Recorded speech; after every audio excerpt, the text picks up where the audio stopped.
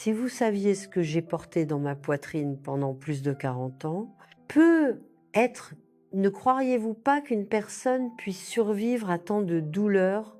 Mais j'ai survécu, et aujourd'hui, je vais tout raconter. Je m'appelle Marie-Élisabeth Garnier, j'ai 68 ans et je vis à Orange, Vaucluse, depuis ma naissance. Je suis une grand-mère comme celle que vous croisez dans la rue. Cheveux blancs, lunettes sur ordonnance, robe à fleurs, mais derrière ce visage ridé, il y a une histoire que peu de gens connaissent, une histoire que j'ai gardée pendant des décennies et qu'aujourd'hui, enfin, j'ai le courage de partager avec vous, qui m'écoutez de l'autre côté de ce petit écran. Avant de commencer, je veux vous demander quelque chose de spécial. Partagez cette histoire avec quelqu'un qui pourra en avoir besoin. Laissez un commentaire en disant d'où vous venez. Est-ce Paris? Nice. L'étranger. Je suis si curieuse de savoir où mon histoire va atteindre. Et puisque nous parlons de famille, dites-moi aussi combien de fils ou de filles vous avez. Je sais que ça semble une question futile, mais cela aura du sens quand j'aurai fini de raconter mon histoire. Allez-y, commentez. Ne soyez pas timide. Combien d'enfants Dieu vous a-t-il donné? 1, 2, 5. Ou n'en avez-vous pas encore?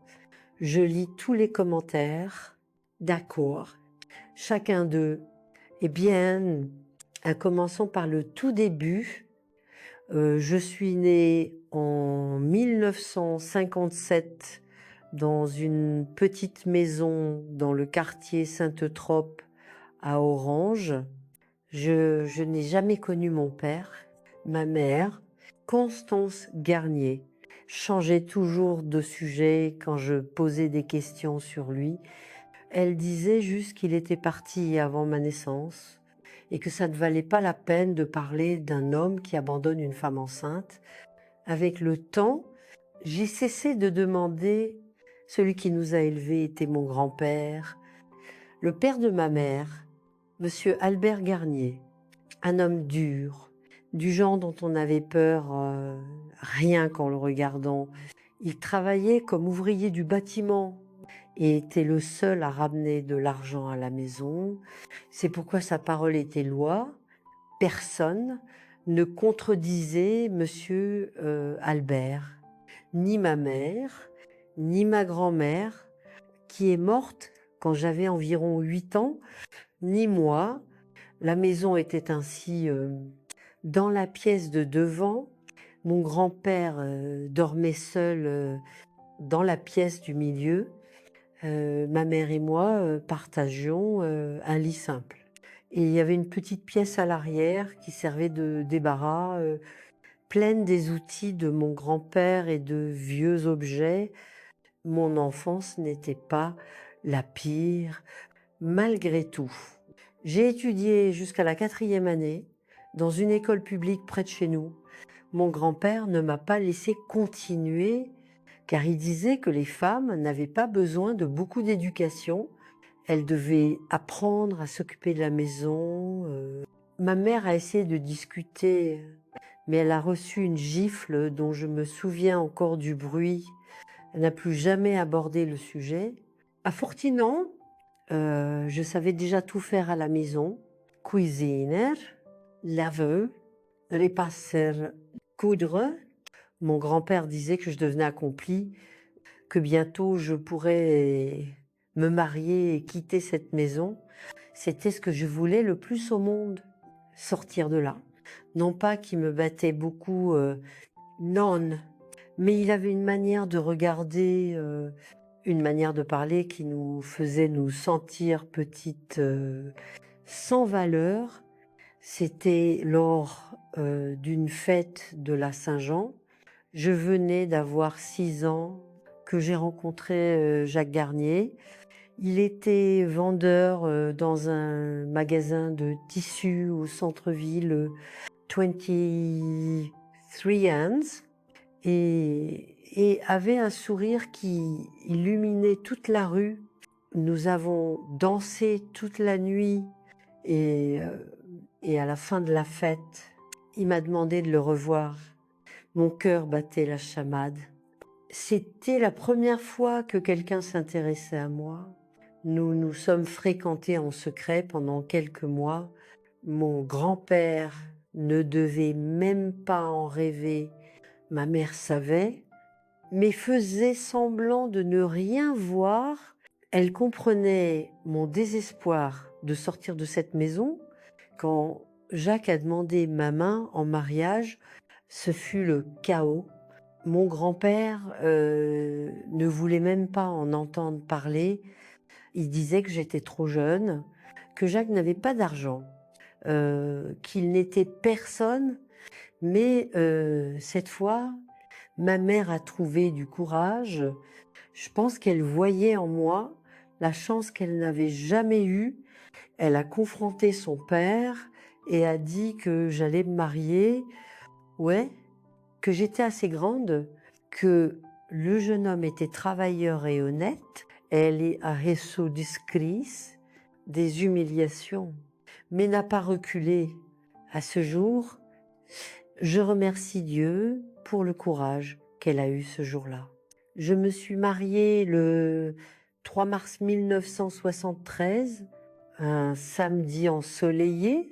C'était un mariage simple. Juste une cérémonie civile. Il n'y a pas eu de fête. Car mon grand-père a refusé d'aider pour quoi que ce soit. Mais j'étais si heureuse, je m'en fichais. J'allais fin quitter cette maison, avoir ma propre vie, ma propre famille. Jacques avait loué une petite maison de 2 pièces dans le quartier Fourchevieille. C'était petit, la salle de bain était à l'extérieur, mais c'était à nous, juste à nous. Les premiers mois de mariage, je me sentais au paradis. Je pouvais me réveiller quand je voulais, cuisiner ce que je voulais. Parler sans peur d'être grondée. Jacques était affectueux, me traitait comme une reine. Nous n'avions pas grand-chose, mais nous avions la paix, et cela valait plus que tout l'argent du monde. Mais la vie a ses choses, n'est-ce pas? Quand on pense que tout va bien, une tempête arrive. Après environ 6 mois de mariage, j'ai commencé à me sentir malade, nausées matinales, vertiges, trop de sommeil. Ma mère est venue me rendre visite et a dit tout de suite "Tu es enceinte". Ma fille, je suis allée à la clinique de santé et j'ai confirmé, j'attendais un bébé. Vous ne pouvez pas imaginer le bonheur que j'ai ressenti. J'avais toujours rêvé d'être mère depuis toute petite. Je jouais avec des poupées jusqu'à mes 13 ans, imaginant ce que ce serait d'avoir un vrai enfant. Et maintenant, ce rêve allait se réaliser. Jacques était aux anges quand je lui ai dit, il m'a soulevé, m'a fait tournoyer dans toute la maison. Nous avons commencé à faire des projets. Il allait demander une augmentation au travail. Nous allions économiser pour acheter un berceau, des vêtements pour bébé. Tout ce dont le bébé aurait besoin, nous avons décidé que si c'était un garçon, il s'appellerait Jacques Garnier Junior. Et si c'était une fille, Anne-Marie, qui était le nom de la mère de Jacques. Déjà décédée, le problème a commencé quand mon grand-père a appris la grossesse. Ma mère l'a laissé échapper accidentellement dans une conversation. Il était furieux. Il est apparu chez moi un dimanche matin, frappant à la porte comme un fou. Quand j'ai ouvert, il a tout bousculé. "A quoi penses tu? que tu vas avoir bébé après bébé pour que je les soutienne. J'ai pas compris au début soutenir, comment, si je ne vivais plus avec lui. Mais ensuite, il a expliqué, crachant les mots à mon visage. Il disait que Jacques ne gagnait pas assez pour maintenir une maison, encore moins un enfant, que quand les choses deviendraient difficiles, et elles le deviendraient, nous devrions retourner chez lui. Et il n'était pas prêt à soutenir plus de gens. J'ai déjà élevé toi et ta mère sur mon dos. Je ne vais pas élever des petits-enfants aussi. J'ai essayé de discuter, que nous nous débrouillions bien, que Jacques aurait une augmentation, que nous trouverions une solution, mais il ne voulait pas écouter. Il est parti, claquant la porte et criant que je verrais que les enfants coûtent de l'argent, que nous finirions dans la rue. J'ai passé le reste de la journée à pleurer. Jacques a essayé de me calmer, disait que mon grand-père exagérait, que nous pourrions élever notre enfant avec dignité, mais au fond, une petite graine de peur a commencé à pousser en moi, et si mon grand-père avait raison, et si nous ne pouvions vraiment pas y arriver, les mois passaient et mon ventre grandissait. Au 5e mois, nous avons découvert que c'était une fille, Anne-Marie. Comme nous l'avions convenu, Jacques a obtenu des heures supplémentaires au travail et nous avons commencé à économiser un peu d'argent. Nous avons acheté un berceau d'occasion, mais en bon état. Ma mère a cousu quelques petits vêtements. Il semblait que tout allait s'arranger. Mon grand-père a disparu pendant quelques mois. Il se montrait pas, n'envoyait pas de messages. Je pensais qu'il avait enfin accepté la situation, mais j'aurais dû savoir que quand un serpent est silencieux, il prépare son coup au 8e mois de grossesse. J'étais énorme, j'avais du mal à tout faire. Marche, dormir. Jacques partait tôt pour le travail et rentrait tard. Je restais seule toute la journée, juste avec mon ventre et mes pensées. C'était un de ces après-midi que mon grand-père est réapparu. J'étais allongée sur le canapé, reposant mes jambes gonflées, quand j'ai entendu frapper à la porte. Je pensais que c'était ma mère venant me rendre visite. Je me suis levée avec difficulté et suis allée ouvrir. C'était lui. J'ai besoin de te parler. Son comportement était différent. Il ne criait pas, ne jurait pas. Il était trop calme. Cela m'a donné des frissons dans le dos, mais je l'ai laissé entrer. Il s'est assis sur la chaise de la cuisine et continuait à me regarder avec ses petits yeux. Il est encore temps de réparer ça. Réparer quoi? Grand-père, cette situation. Il y a des femmes qui font ces choses, enlèvent les bébés avant qu'ils naissent. Je connais une sage-femme qui je me suis levée d'un bond, même avec le gros ventre. Estouffant, ma fille naîtra. Oui, et tu n'as rien à voir avec ça. C'est alors qu'il a changé, son visage est devenu rouge, les veines de son cou, ça y est, il s'est levé de la chaise et s'est avancé vers moi. Fille Ingrid, ne viens pas pleurer, demander de l'aide plus tard. Il est parti, claquant la porte à nouveau. J'étais tremblante, effrayée, mais aussi en colère. Comment pouvait-il suggérer une telle chose?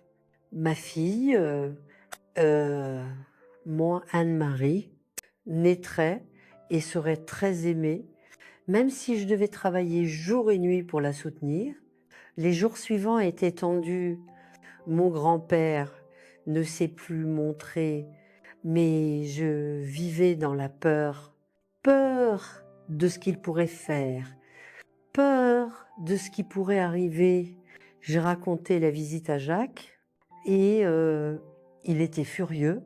Il voulait aller le confronter, mais je ne l'ai pas laissé. Je connaissais mon grand-père, quand on le contredisait. Il était capable de tout. Et c'était un jeudi matin. Jacques était parti au travail, comme d'habitude. Quand la tragédie qui a changé ma vie pour toujours s'est produite, mais cette partie, je raconterai dans le prochain chapitre, car ça fait encore trop mal de s'en souvenir. Ça saigne encore à l'intérieur. Pour l'instant, sachez juste que mon rêve d'être mère, de tenir mon Anne-Marie dans mes bras, de former la famille que j'ai toujours voulu, ce rêve est mort ce jour-là. Mais comment il est mort et ce qui s'est passé après, vous devrez attendre pour le découvrir. Je me souviens de ce jour comme si c'était hier, jeudi 15 septembre 1973, enceinte de 8 mois et demi. Je me suis réveillée avec une douleur étrange dans le dos, différente des douleurs normales de la grossesse. Jacques était déjà parti au travail. Il était environ 6h30 du matin. Je me suis levée lentement. Mon ventre me pesait. Anne-Marie bougeait beaucoup ce matin-là, plus que d'habitude. Elle semblait agitée. Je suis allée à la cuisine pour faire une tisane, pour voir si ça calmerait les choses. C'est alors que j'ai entendu frapper à la porte. Mon cœur s'est emballé. Un couteau le matin n'était jamais bon signe. J'ai regardé par l'entrebâillement de la fenêtre. C'était lui, mon grand-père, seul, avec un visage que je n'avais jamais vu auparavant. Ouvre cette porte. Marie, Élisabeth. Sa voix était étrange. Ce n'était pas un cri, mais il y avait quelque chose qui m'a figée. J'ai ouvert la porte lentement, sentant déjà que quelque chose de très grave allait se passer. Il est entré, sans demander la permission, à regarder autour pour s'assurer que tout était vide, puis m'a fixé, yeux rouges, odeur d'alcool, même si c'était le matin. Aujourd'hui, ça se termine. Qu'est-ce qui se termine? Grand-père, je ne comprends pas cette histoire de bébé. Je t'ai déjà prévenu, je ne vais pas soutenir quelqu'un d'autre. Tu n'as pas voulu écouter gentiment avant que je puisse réagir. Il m'a poussée. Je suis tombée, assise sur le canapé. Mon ventre me faisait mal à cause de l'impact. J'ai essayé de me lever, mais il m'a retenue par les épaules. Grand-père, s'il te plaît, ne fais pas ça. C'est ta petite fille, mon cul. C'est une bouche de plus à nourrir. Ce qui s'est passé ensuite, mon Dieu, c'est difficile même aujourd'hui de mettre en mots. Il a pris le balai qui était derrière la porte. J'ai essayé de protéger mon ventre avec mes mains, essayé de courir, mais 8 mois de grossesse ne vous rendent pas agile. Le premier coup était dans mon dos, le deuxième sur mes jambes. J'ai crié, supplié, mais il était comme un animal, yeux vitreux, respiration lourde. Je suis tombée au sol, recroquevillée, essayant de protéger ma fille. S'il te plaît, grand-père, non, ma fille, il l'a pas arrêté. Il frappait avec le balai partout où il pouvait atteindre sur mon dos, mes bras, mes jambes. Je sentais chaque coup comme un couteau. Mais la douleur physique n'était rien comparée à la peur pour mon Anne-Marie. Dans un moment de désespoir, j'ai réussi à ramper jusqu'à la cuisine. Il y avait un couteau sur l'évier, pas pour l'attaquer, mais pour me défendre. Quand il l'avoue, il est devenu encore plus furieux. Il m'a arraché le couteau de la main et l'a jeté. Maintenant, tu vas apprendre à me respecter. C'est alors qu'il a fait l'impensable. Il m'a tiré par les cheveux, m'a traîné jusqu'au salon. J'ai senti quelque chose de chaud couler sur mes jambes. Du sang. Mon Dieu, c'était du sang. Grand-père, je saigne. La bébé, mais c'était comme s'il n'entendait pas opérer, comme si c'était exactement ce qu'il voulait. Je ne vais pas entrer dans les détails de ce qui a suivi. Il y a des choses que, même après 40 ans, je ne peux pas dire, mais il m'a forcé là, par terre, dans ma maison, enceinte de 8 mois, saignante, maintenant. Tu vas perdre cet enfant. Quand c'était enfin fini, il s'est levé, a ajusté ses vêtements, comme si rien ne s'était passé. Il m'a laissé là, recroquevillé par terre, pleurant, saignant, ressentant des douleurs qui semblaient déchirer mon corps de l'intérieur. Si tu dis quoi que ce soit à quelqu'un, je reviendrai finir le travail. Il est parti et a fermé la porte. Je suis restée là. Je ne sais pas combien de temps, minutes et heures. La douleur était si forte. Je ne pouvais même pas penser correctement. Le sang ne s'arrêtait pas. Les contractions ont commencé fortes, différentes de tout ce que les sages-femmes m'avaient expliqué. J'ai réussi à me traîner jusqu'à la porte. Une voisine, Madame Cécile, balayait le trottoir. Quand elle m'a vue, elle a lâché le balai et a couru. Mon Dieu, Marie, Élisabeth, que s'est-il passé? La bébé, l'hôpital, elle a crié pour son fils, un garçon d'environ 15 ans, pour qu'il prenne une charrette, n'importe quoi qui pourrait servir à m'emmener. Ils m'ont couverte d'un drap et m'ont mise dans la charrette de Monsieur Marcel, qui vendait des légumes. Le trajet jusqu'à l'hôpital d'Orange semblait éternel. Chaque bosse sur la route était une nouvelle vague de douleur. Nous sommes arrivés à l'hôpital d'Orange. Il était presque midi. Les infirmières m'ont emmené directement en salle d'accouchement. Le médecin, docteur André, un homme âgé aux cheveux blancs, m'a examiné et a secoué la tête. Décollement placentaire, hémorragie sévère, préparer le bloc opératoire. Tout s'est embrouillé après ça. Je me souviens des lumières vives, des gens qui couraient, quelqu'un mettant un masque sur mon visage, l'odeur douce de l'éther, puis l'obscurité. Je me suis réveillée, je ne sais combien d'heures plus tard. La première chose que j'ai remarquée était le silence. Les maternités sont bruyantes, pleines de bébés qui pleurent. Mais là, c'était tout silencieux, trop silencieux. Ma fille, Ouest, ma fille, une infirmière s'est approchée. Son visage disait déjà tout, mais j'avais besoin de l'entendre. Je suis désolée. Madame, le bébé n'a pas survécu. Le traumatisme était trop grand. Le monde s'est effondré. Ce n'était pas possible.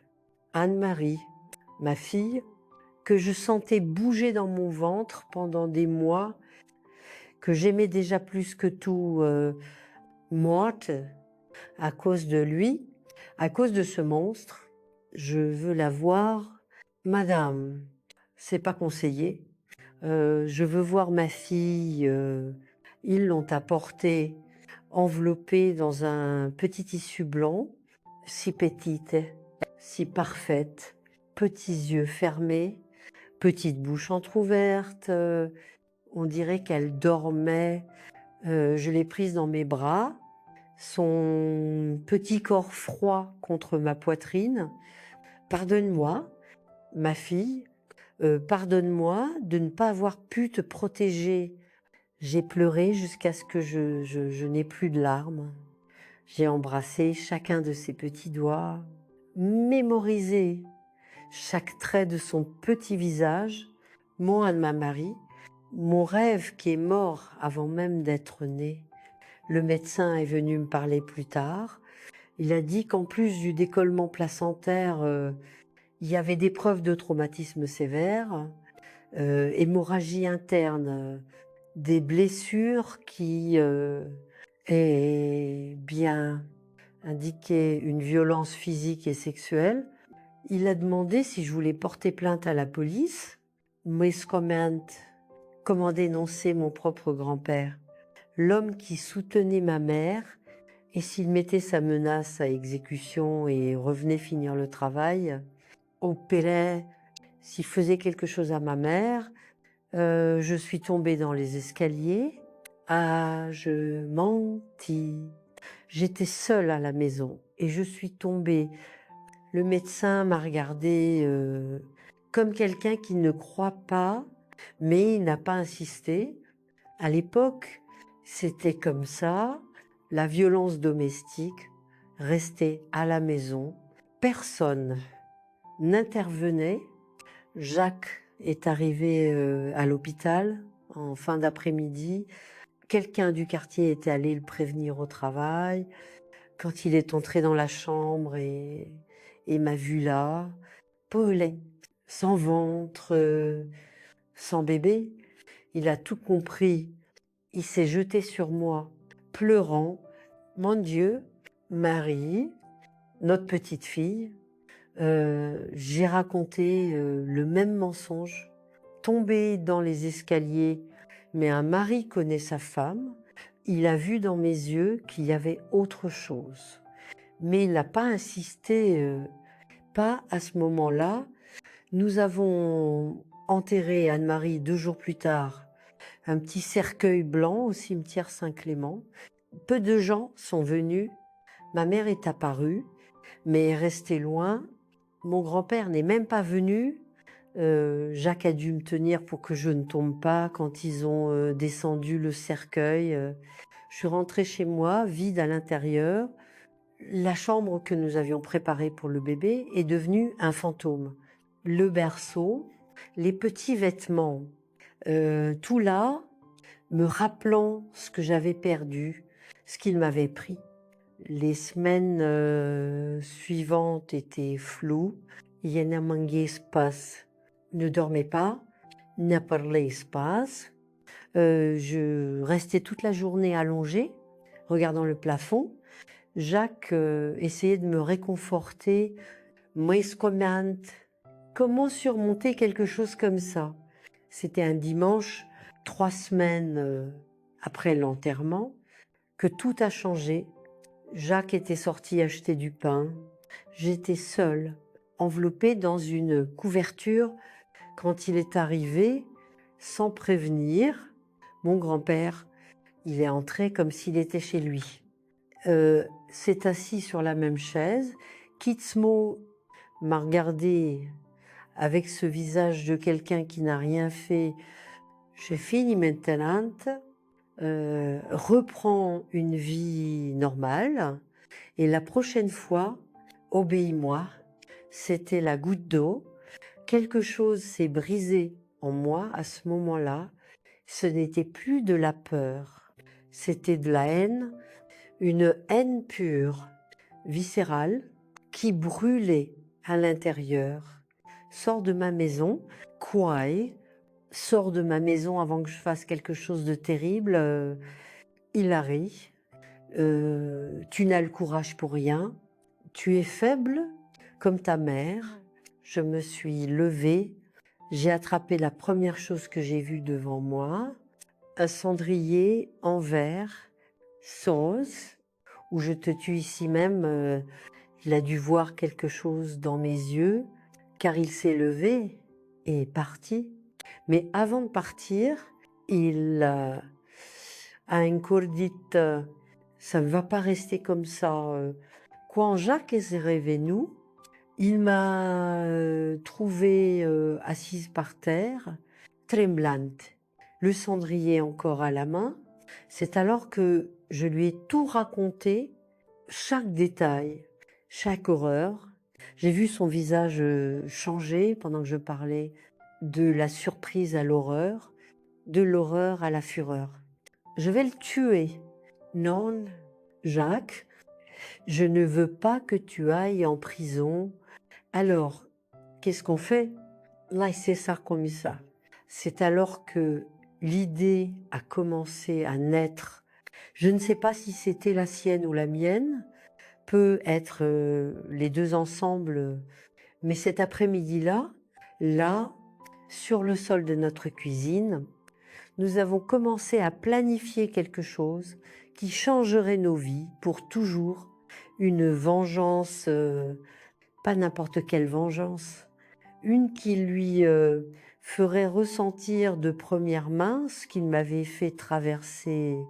Je connais des gars, a dit Jacques, après avoir beaucoup réfléchi, des lourds qui font n'importe quel travail pour de l'argent. Avons-nous de l'argent? Nous trouverons, nous vendrons ce qu'il faudra emprunterons, mais ça n'y restera pas comme ça.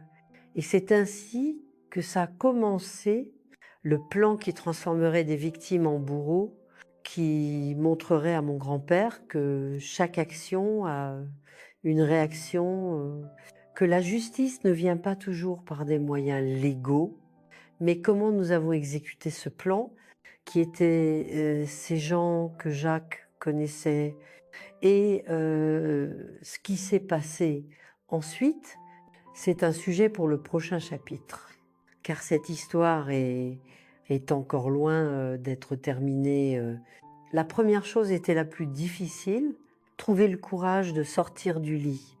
Pendant des semaines après avoir enterré mon Anne-Marie, je vivais entre quatre murs, sans envie de rien, mais cette visite de mon grand-père, ce visage moqueur, a tout changé. La tristesse s'est transformée en rage et la rage est devenue du carburant. Jacques a commencé à sortir la nuit. Après le travail, il rentrait tard, toujours silencieux. Quand je demandais où il était allé, il disait juste je m'occupe de certaines choses. Je savais qu'il cherchait les bonnes personnes pour notre plan. Il a fallu presque un mois jusqu'à ce qu'il rentre avec des nouvelles. C'était un vendredi, début novembre. Il est entré, a fermé la porte soigneusement et s'est assis à côté de moi.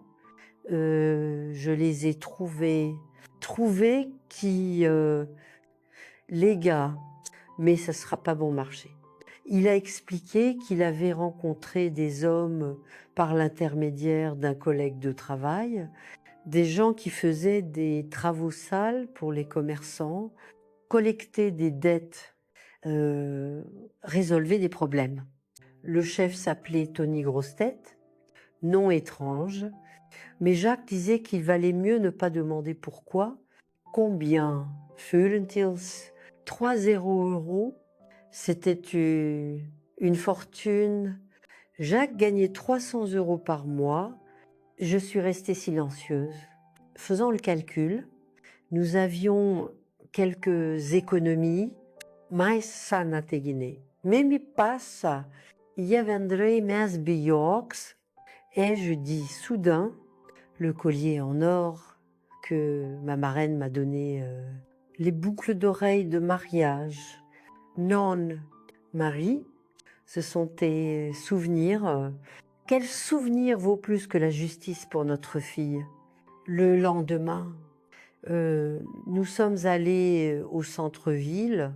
Nous avons vendu tout ce qui avait de la valeur, Mess Beijo, la montre bracelet de Jacques, que son père lui avait donné, même la radio du salon.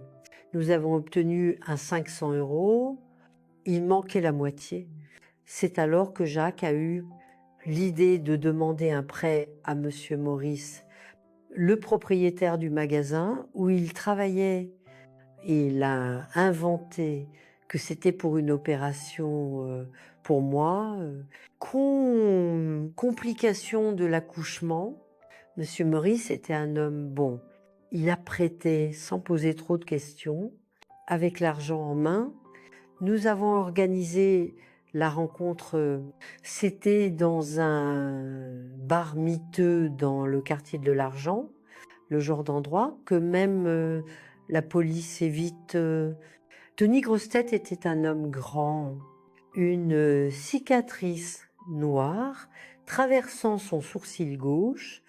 Il avait 2 autres avec lui, Guillaume le Maigre et Jacques le Noir. Alors, vous voulez un petit boulot spécial? A dit Tony, prenant un verre de whisky.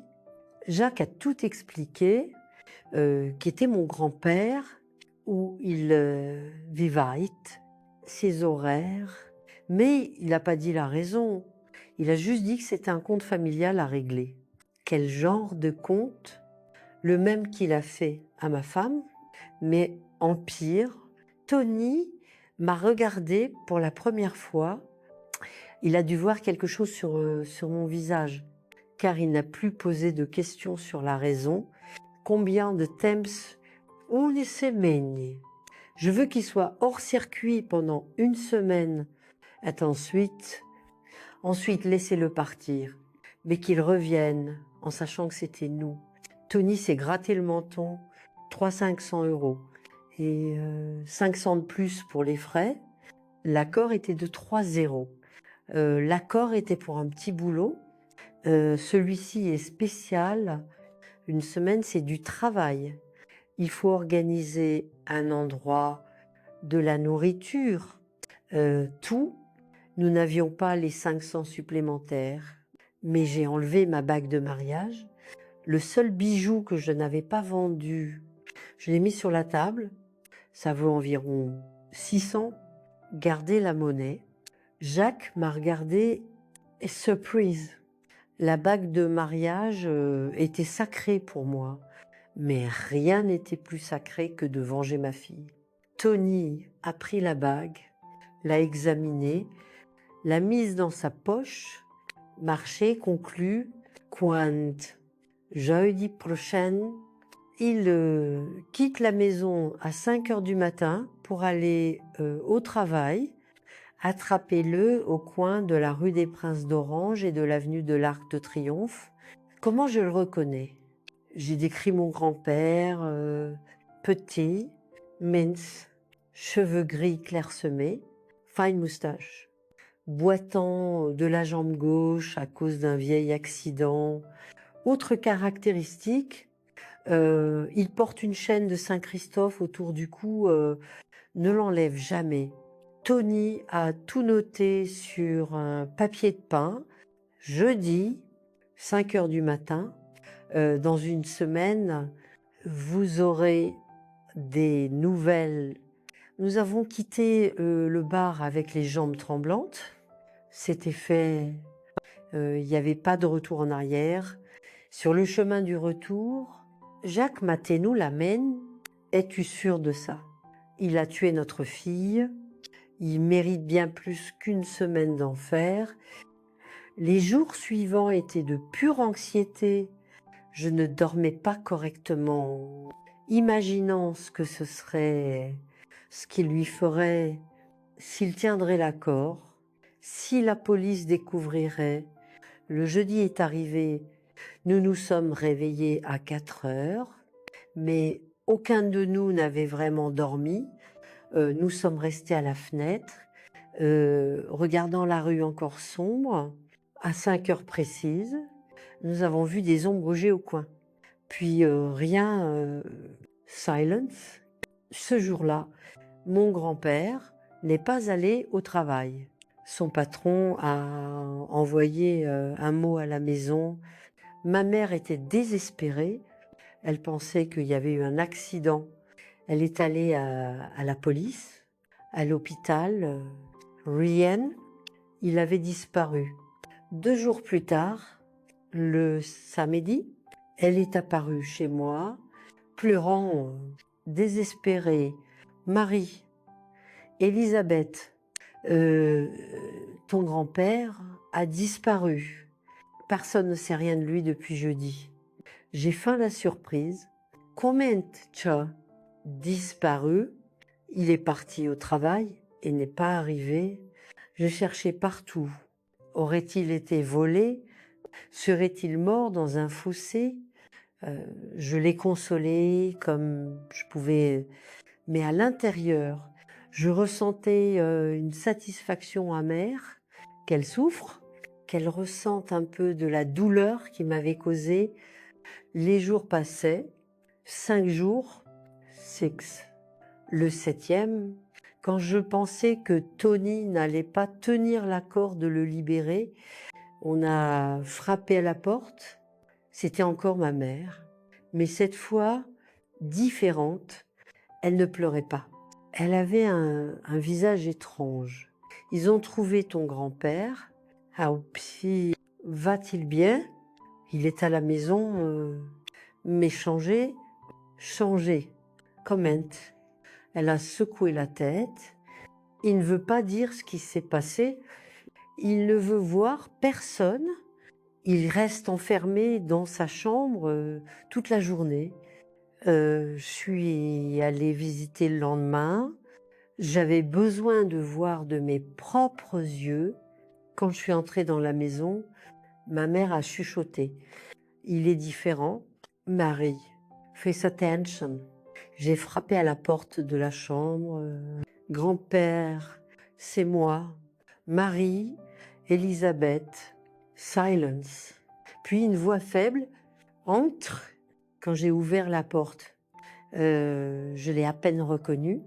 Il était recroquevillé dans le lit, plus maigre, le visage marqué, mais ce n'était pas les marques physiques qui attiraient l'attention, c'était le regard.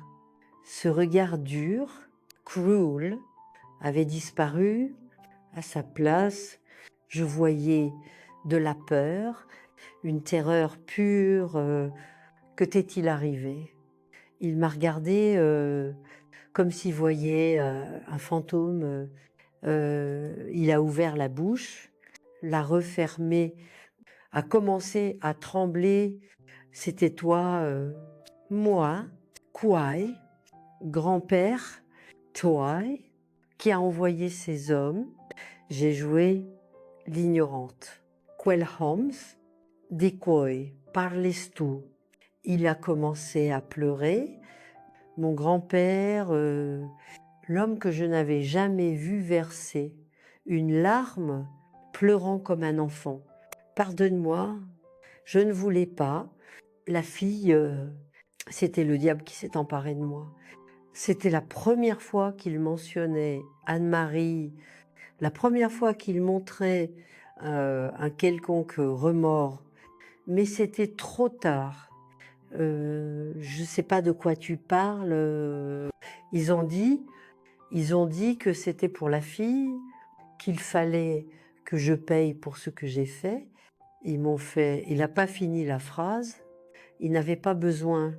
Je savais que Tony avait tenu l'accord, œil pour œil, dent pour dent. Si tu as fait quelque chose de mal, peut être que c'est la punition de Dieu. Je suis sortie de la chambre, le laissant en larmes. Nous n'avons plus jamais échangé un mot. Il a vécu encore quelques années, mais comme une ombre, il sortait plus de la maison, ne parlait à personne. L'homme autoritaire était devenu une souris effrayée. Jacques et moi n'avons plus jamais abordé le sujet, c'était notre secret, notre pacte. Parfois, il me regardait comme pour demander si ça en valait la peine, et je répondais toujours avec mes yeux, ça l'était, mais la vie continuait. La douleur de perdre Anne-Marie n'a jamais disparu, mais j'ai appris à vivre avec... Nous avons essayé d'avoir d'autres enfants, mais mon corps était trop abîmé. Le médecin disait que le traumatisme de l'accouchement avait causé des dommages irréversibles. C'est alors que quelque chose a changé en moi. Si je ne pouvais pas être mère, j'allais aider d'autres mères. J'ai commencé à étudier seule, lisant tout sur la psychologie, le traumatisme, le deuil. J'ai découvert qu'il y avait un monde de femmes comme moi, souffrant en silence des années plus tard, quand les portes se sont enfin ouvertes pour les femmes, pour étudier davantage. Je suis retournée à l'école, j'ai fini le collège, puis le lycée. À 35 ans, j'ai passé l'examen d'entrée pour la psychologie. Jacques m'a soutenue en tout. Il disait que c'était le moins après tout ce que j'avais traversé. J'ai obtenu mon diplôme à 41 ans. And 1985. Diplôme en main, larmes aux yeux. Jacques était là, filleul, ma mère aussi, déjà âgée. Mon grand-père était mort 3 ans plus tôt, emportant dans la tombe les secrets de ce qui s'était vraiment passé. J'ai ouvert un petit cabinet spécialisé dans les mères qui ont perdu des enfants, les mères qui ont subi des violences, les mères qui portaient des traumatismes que personne d'autre ne comprenait. Chaque femme que j'aidais était comme sauver une partie de moi-même. Chaque histoire que j'entendais me rappelait que je n'étais pas seule, que la douleur, aussi grande soit-elle, peut devenir une force pour aider les autres. Aujourd'hui, à 68 ans, je regarde en arrière et je vois un chemin tortueux, plein de trous, mais qui m'a mené ici. Je ne regrette rien, et pas même la vengeance. La justice ne vient pas toujours comme on l'attend. Parfois, nous devons faire notre propre justice. Mon grand-père est mort en 1982, seul, dans la chambre où il a vécu ces dernières années, comme prisonnier de sa propre peur. Je suis allée à l'enterrement, pas pour lui, mais pour ma mère. J'ai jeté une poignée de terre dans la tombe et murmuré « Maintenant, c'est payé, Anne-Marie aurait 50 ans aujourd'hui ». Parfois, j'imagine à quoi elle ressemblerait mariée, avec des enfants. Aurait-elle mes yeux ou ceux de son père? Je visite sa tombe chaque année. Le jour où elle est née morte, j'apporte des fleurs blanches. Je lui raconte les femmes que j'ai aidées, les vies que je touche. Je sais qu'elle comprend, je sais qu'elle pardonne. C'est mon histoire, une histoire de douleur qui est devenue un but, de perte, qui est devenue une lutte. Si vous êtes arrivé jusqu'ici, merci d'avoir écouté, merci de ne pas juger. Et si vous avez traversé quelque chose de similaire, sachez que la douleur ne disparaît pas, mais nous apprenons à la porter. Et parfois, juste parfois, nous réussissons à la transformer en quelque chose de plus grand. Le temps a passé vite après tout cela. C'était 1974 et la vie devait continuer. Jacques est retourné au travail normalement. J'essayais de maintenir la maison, mais il y avait un vide que rien ne remplissait. C'est alors que Cécile, ma voisine, m'a parlé d'un cours de dactylographie qu'il donnait au centre communautaire. Marie, Elisabeth, arrête de ruminer le passé, va apprendre quelque chose de nouveau. Elle avait raison. Je me suis inscrite, 3 mois à taper sur ces touches dures. Mes doigts faisaient mal, mais mon esprit a cessé de penser à la disgrâce. J'ai obtenu mon certificat et j'ai trouvé un emploi dans un bureau de comptabilité. Ça ne payait pas beaucoup, mais ça me donnait quelque chose à faire. C'est là que j'ai rencontré Madame Evelyne, une femme forte dans la cinquantaine, qui dirigeait le bureau d'une main de fer. Un jour, elle m'a vu pleurer dans les toilettes. C'était le 15 septembre, 1 an depuis la mort d'Anne-Marie. Qu'est-ce qui ne va pas? Ma fille Ryan, Madame Evelyne, juste des souvenirs. Elle s'est assise à côté de moi, sur le sol des toilettes, perdu un enfant. J'ai hoché la tête. Moi aussi, 3, l'un après l'autre, fausse couche répétée, disait le médecin, nous sommes restés là, 2 femmes brisées, partageant une douleur que seules celles qui l'ont vécue comprennent.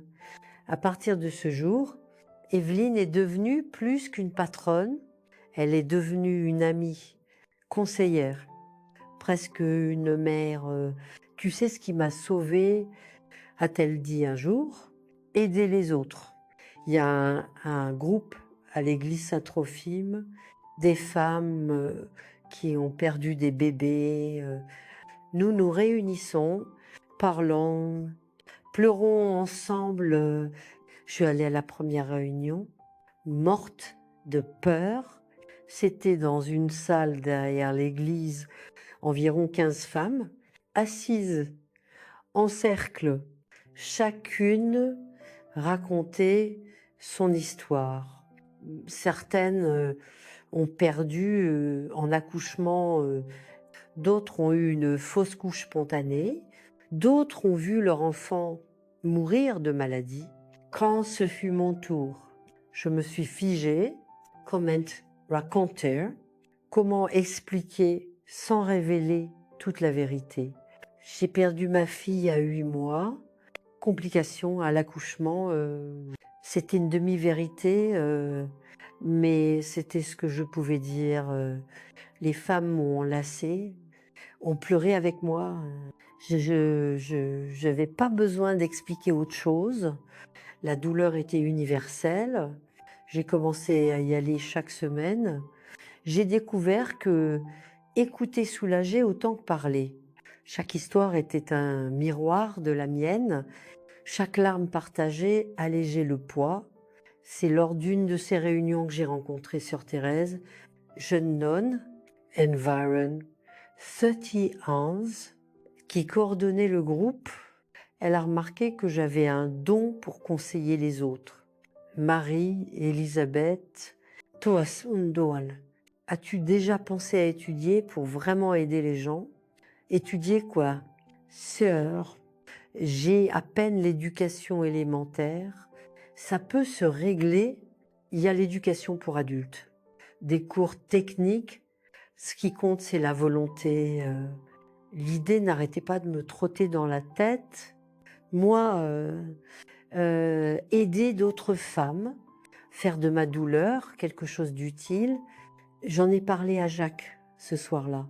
Si c'est ce qui te rendra heureuse, je te soutiens. Mon marathon a commencé. Je travaillais le jour, étudiais la nuit. Éducation pour adultes, pour le collège, 2 ans à trimer, mais j'ai eu le diplôme. Puis le lycée, 3 ans de plus.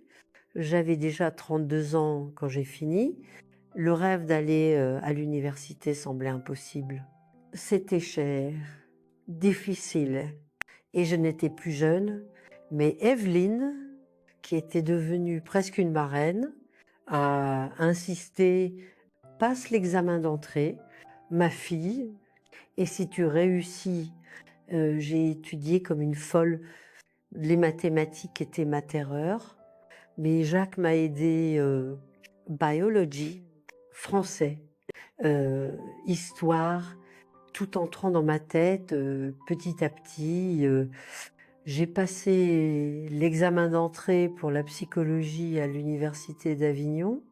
C'était un coup dans le noir. Le jour des résultats était une agonie. Jacques est venu avec moi voir la liste. J'ai cherché mon nom une fois, 2 fois, 3 fois, rien. J'étais déjà en train de me retourner quand il a crié « Marie », tu as réussi. J'ai pleuré comme une enfant. Moi, Marie, Elisabeth, fille d'une lavandière, petite fille d'un ouvrier du bâtiment violent, allait devenir docteur. Ça semblait un mensonge. L'université était un autre défi. J'étais la plus âgée de la classe.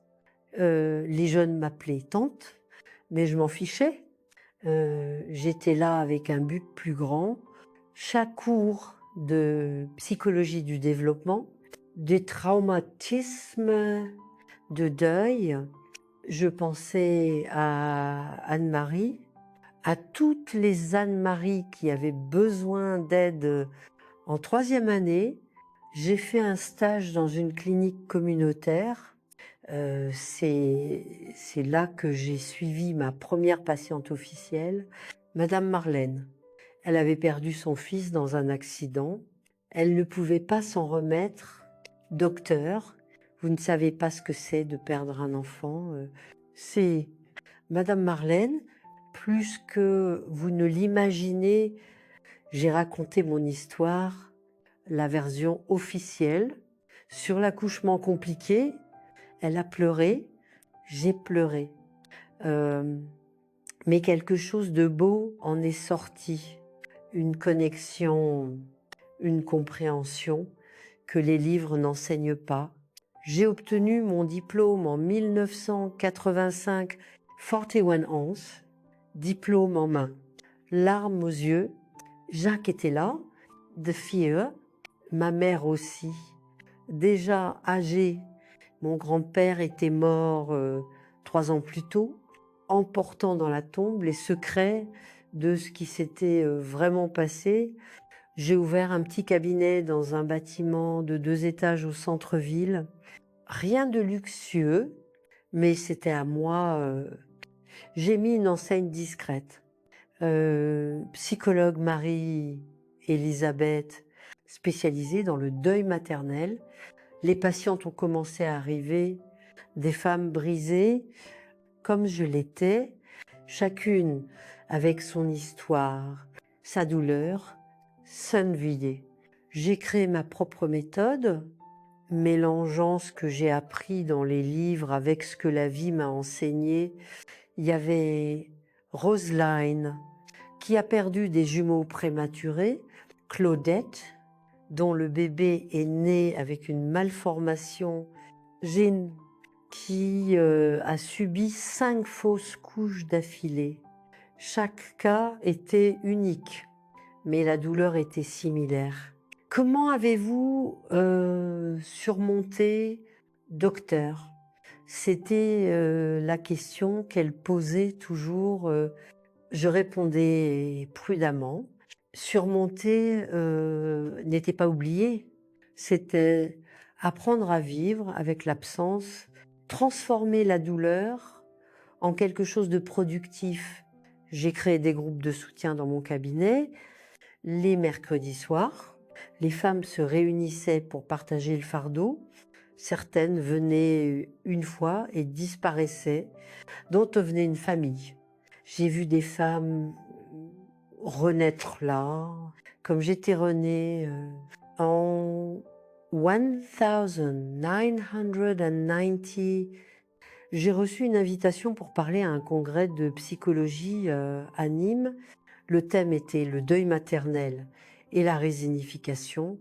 J'ai tremblé à la base, moi, donnant une conférence à des docteurs diplômés des meilleures universités. Jacques m'a encouragée, va là-bas et montre que l'expérience vaut plus qu'un diplôme chic. La conférence était un succès. J'ai parlé du cœur, sans fioriture académique. J'ai raconté des cas sans nom, bien sûr. J'ai montré que derrière chaque théorie, il y avait une femme réelle qui souffrait.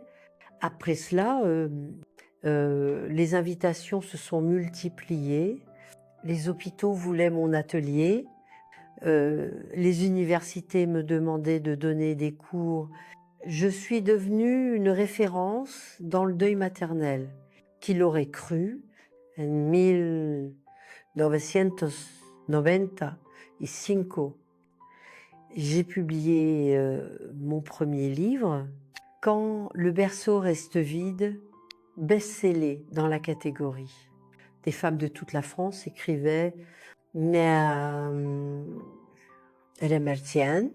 racontaient leurs histoires, demandaient de l'aide. C'est alors que j'ai décidé d'élargir. J'ai formé d'autres psychologues à ma méthode. J'ai ouvert des antennes dans d'autres villes, pas pour l'argent, mais pour atteindre plus de femmes. Chaque professionnel formé était un multiplicateur d'espoir. Jacques m'a soutenu en tout. Il voyageait avec moi au congrès, me tenait la main dans les moments difficiles. Notre mariage s'est renforcé dans l'adversité. Nous n'avons pas eu d'autres enfants biologiques, mais combien de femmes n'ai-je pas appelées filles du cœur? En 2000, j'ai reçu le titre de docteur honoris causa de l'Université d'Avignon. Moi, qui avais à peine l'école élémentaire, être appelée une vraie docteure à la cérémonie. J'ai dédié le titre à Anne-Marie. Ma fille n'a vécu que quelques heures, mais son héritage a sauvé des milliers de vies. C'était vrai. Chaque femme que j'aidais, chaque mère qui trouvait la paix, était un hommage à elle. Ma fille qui n'est pas née est devenue un ange pour tant d'autres. Aujourd'hui, à 68 ans, je regarde mon cabinet plein de diplômes, de photos avec des patientes, de lettres de remerciements. C'est pas l'avenir que j'imaginais à 16 ans. Enceinte et pleine de rêves, c'est mieux, bien mieux. La douleur n'a pas disparu. Elle ne disparaît jamais complètement, mais elle est devenue un outil de travail, un instrument de guérison. Ce qui était une malédiction est devenu une bénédiction. Des Thames and Thames. Je visite la tombe d'Anne-Marie. J'apporte des fleurs. Je lui parle, je lui raconte les femmes que j'ai aidées, les vies que j'ai changées. Je sais qu'elle entend, je sais qu'elle comprend, je sais qu'elle pardonne. Mon grand-père est mort sans jamais parler de ce que ces hommes lui ont fait. Il a emporté le traumatisme dans la tombe, comme j'ai failli emporter le mien. La différence est qu'il est mort prisonnier de sa peur. Je vis pour transformer la peur en force. Si quelqu'un me demande si ça en valait la peine, je réponds sans hésiter. Chaque larme, chaque nuit, sans sommeil, chaque moment de désespoir en valait la peine, car là où la mort est venue, la vie est née. Là où la douleur est venue, la guérison est née. C'est mon histoire réelle de Marie-Élisabeth, la fille qui a tout perdu et a gagné un but. Si vous êtes arrivé jusqu'ici, merci beaucoup. Et si vous connaissez quelqu'un qui traverse un deuil maternel, cherchez de l'aide. Ne souffrez pas seul. Une douleur partagée est une douleur diminuée que la Vierge Marie console toutes les mères qui pleurent pour leurs petits anges et que Anne-Marie, mon étoile guide, continue d'illuminer mon cammino. Ma carrière de psychologue spécialisée dans le deuil maternel a décollé d'une manière que je n'avais jamais imaginée. C'était en 2001 quand j'ai reçu une invitation qui changerait tout. Le ministère de la Santé voulait mettre en œuvre un programme national de soutien aux mères endeuillées basé sur ma méthode, Docteur Marie-Elisabeth. Nous avons besoin de vous pour former des professionnels dans tous les départements. J'ai accepté immédiatement. C'était l'occasion d'apporter de l'espoir dans tous les coins de la France. J'ai constitué une équipe, préparé des matériaux et nous avons commencé à voyager à travers le pays, de Lille à Perpignan, formant des psychologues, des infirmières, des travailleurs sociaux. Dans chaque ville, les histoires se répétaient et se multipliaient. Des femmes souffrant seules, sans soutien, sans compréhension. Beaucoup, comme moi, victimes de violences qui ont entraîné une perte. Mais à l'époque, tout comme dans ma jeunesse, ces cas étaient étouffés. C'était lors d'un de ces voyages à Antibes que j'ai rencontré Constance, jeune, 22 ans, avait perdu son bébé après avoir été battue par son mari ivre. L'histoire était si similaire à la mienne que j'ai dû sortir de la pièce pour respirer. Il disait qu'il ne voulait pas d'une autre bouche à nourrir. M'a-t-elle raconté entre les sanglots. J'ai travaillé avec Constance pendant des semaines. Je voyais en elle la fille que j'étais, mais cette fois, j'avais des outils pour aider des connaissances, de l'expérience des ressourcés. Nous avons obtenu un soutien juridique, un abri sûr, un traitement psychologique complet. Voir Constance se reconstruire était comme regarder ma propre renaissance. Elle n'a pas seulement surmonté le traumatisme, mais a décidé d'étudier la psychologie aussi. Aujourd'hui, elle est l'une de mes collaboratrices les plus dévouées. En 2005, j'ai créé la Fondation Anne-Marie au nom de ma fille, qui n'a pas vécu, mais dont la mort a donné un sens à la vie de tant d'autres. La Fondation offrait un soutien complet, psychologique, juridique, social, tout ce que je n'avais pas eu. Jacques était fondamental dans tout cela. Déjà la retraite, il est devenu trésorier de la Fondation. Il s'occupait des finances avec le même soin qu'il prenait pour moi toutes ces années. Parfois, je le surprenais regardant la photo d'Anne-Marie que nous gardions au siège. Elle serait psychologue aussi, disait-il. J'en suis sûre. La Fondation a grandi. Nous avons obtenu le soutien d'entreprises, des financements gouvernementaux, des dons internationaux en 5 ans.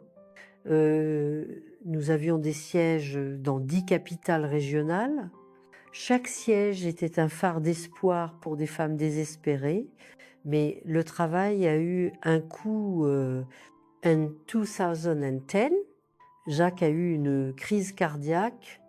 Il a survécu, mais était affaibli. Zaizu ralentir. Prendre soin de lui, comme il avait pris soin de moi. C'est alors que j'ai réalisé qu'il était temps de préparer des successeurs. J'ai choisi 5 femmes. Toutes avaient traversé la douleur de la perte. Toutes s'étaient reconstruites avec l'aide de la fondation Marthe Solange, Patricia, Lucienne et Amélie, mes filles du cœur. Comme je commençais à les appeler pendant 2 ans, Je les ai formées personnellement, pas seulement aux techniques thérapeutiques, mais à la compassion nécessaire pour le travail. Chacune a pris en charge une fondation régionale, élargissant encore plus notre portée. En 2015, j'ai perdu Jacques. Crise cardiaque fatale, cette fois. Il est mort en dormant, sans souffrir. À la veillée, des centaines de femmes sont venues. Toutes voulaient remercier l'homme qui avait rendu mon travail possible. Sans son soutien, vous n'auriez pas sauvé ma vie, a dit l'une d'elles. C'était vrai, Jacques était mon havre de paix, mon complice dans le secret que nous portions ensemble, le seul à connaître toute la vérité sur la mort d'Anne-Marie et la vengeance contre mon grand-père. Après son départ, j'ai pensé arrêter. À 58 ans, j'avais déjà fait ma part. Mais les filles, mes successeuses, ne m'ont pas laissé. Tu es notre inspiration. Tu peux pas arrêter maintenant. J'ai continué, mais différemment, moins de voyages, plus de supervision. J'ai écrit 3 autres livres, tous des best-sellers. J'ai participé à des documentaires, donné des interviews. La cause du deuil maternel a gagné une visibilité nationale. 2018, j'ai été invitée à parler à l'ONU. Moi, Marie-Elisabeth, femme simple d'Orange, parlant à New York sur la santé mentale maternelle. Si ma mère était en vie, elle n'y croirait pas. Le discours était émouvant. J'ai parlé des chiffres alarmants de femmes souffrant en silence, du besoin de politique publique, de comment transformer la douleur en but. J'ai reçu une ovation debout, mais le moment le plus marquant était quand une dame m'a approché après la conférence. Elle était italienne, Environ, 80 Hands. Elle m'a enlacée, pleurant. J'ai perdu ma bambina il y a 60 ans. Je ne m'en suis jamais remise. Aujourd'hui, en vous écoutant, j'ai ressenti la paix pour la première fois. Dans cette étreinte, le cercle s'est fermé. La fille qui a perdu sa fille est devenue une femme qui guérit la douleur d'autres mères. Peu importe la nationalité, la langue, la culture, la douleur d'une mère est universelle. Je suis retournée en France, renouvelée, à 68 ans. J'ai décidé qu'il était temps de raconter toute mon histoire. Plus la version officielle de l'accouchement compliqué, mais la vérité, j'ai appelé mes 5 successeuses pour une réunion privée. J'ai verrouillé la porte de la salle de conférence, pris une profonde inspiration et leur ai raconté mon grand-père, ce qu'il a fait, la vengeance, tout. Le silence était assourdissant. Puis, une par une, elles m'ont enlacée. Il n'y avait pas de jugement, juste de la compréhension. Et plus encore, 2 d'entre elles ont révélé des histoires similaires, des violences familiales qui ont entraîné une perte, des secrets gardés pendant des décennies. C'est pourquoi tu nous comprends si bien, Adit Marte. Parce que tu as vécu le pire, nous avons décidé de créer un protocole spécial à la Fondation pour les cas de violence, quelque chose de plus profond, plus confidentiel. Combien de femmes ne souffraient-elles pas comme j'ai souffert, incapables de dire la vérité. Aujourd'hui, à 68 ans, je vois l'héritage que j'ai construit. Il y a 50 sièges de la Fondation Anne-Marie à travers la France. Plus de 100 zéro femmes soutenues. des milliers de professionnels formés, des lois changées, des politiques mises en œuvre. Mais ce dont je suis le plus fière, ce sont les histoires individuelles comme Thérèse, qui, après avoir perdu 3 bébés d'affilée, a réussi à adopter des jumeaux. Ou Françoise, qui a transformé sa douleur en art, devenant une sculptrice renommée, ou tant d'autres qui ont trouvé la paix, un but, une nouvelle vie. Je visite encore la tombe d'Anne-Marie tous les mois. Maintenant, j'apporte non seulement des fleurs, mais des photos des femmes que j'ai aidées, des bébés arc-en-ciel nés après le deuil, des familles reconstruites. C'est ma manière de lui montrer que sa mort n'a pas été vaine. Parfois, je pense à mon grand-père, pas avec de la haine, plus maintenant, avec de la pitié, peut être. Il est mort prisonnier de son propre mal. Il n'a jamais connu le véritable amour, n'a jamais ressenti la joie de voir une vie prospérer. Quel gâchis! La vengeance, je ne la regrette pas. À l'époque, c'était ce que je pouvais faire avec la douleur.